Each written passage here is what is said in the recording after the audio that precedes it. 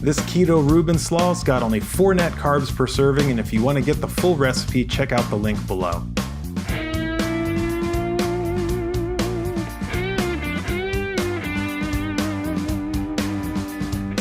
We're going to start off with a half a head of cabbage, cut that in half, and then Julienne cut the rest of it into roughly 1/4 inch strips.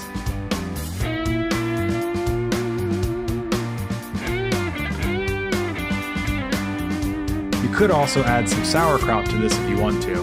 I start with a base of pastrami, but if you feel more traditional, you can certainly take some corned beef, and we're going to take 1 pound of that and cut that into roughly 1/4 inch Julienne strips as well.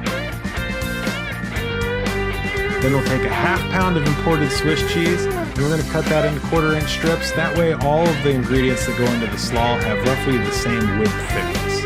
It'll give it a nice consistent texture, especially after it's sat in the fridge for a day or so. I personally like to add dill pickles to it, but my friend Curtis likes to add horseradish, but feel free to experiment and do what you want.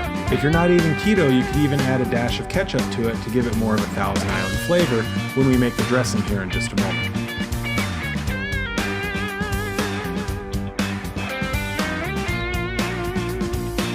When it comes to the mayonnaise, I like to use the Chosen Foods avocado oil mayo, as it's the closest thing to keto mayo you can find on the grocery store shelf.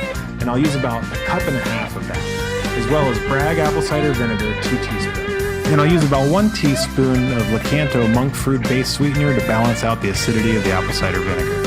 Blend that together to make the slaw dressing. Then we'll add in the pickles and give that a stir and start to incorporate that into all the fresh ingredients we just cut up.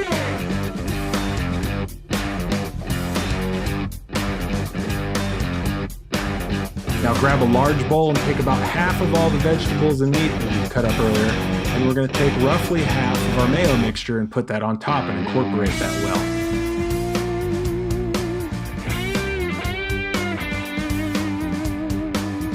Once you've got that nice and mixed up, go ahead and add the remaining mixture, and then add the mayo on top and toss the whole salad together completely. Usually takes about half an hour tops to make this whole dish.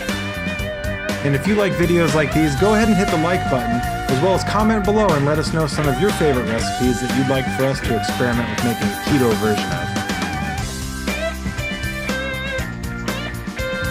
You can either choose to serve the Reuben Slaw right away, or my personal favorite is to let it sit in the fridge overnight and kind of draw out the moisture. It makes it really feel like a real slaw. Thanks for watching Keto Daily, and stay tuned for more videos. Be sure to follow our show for more content.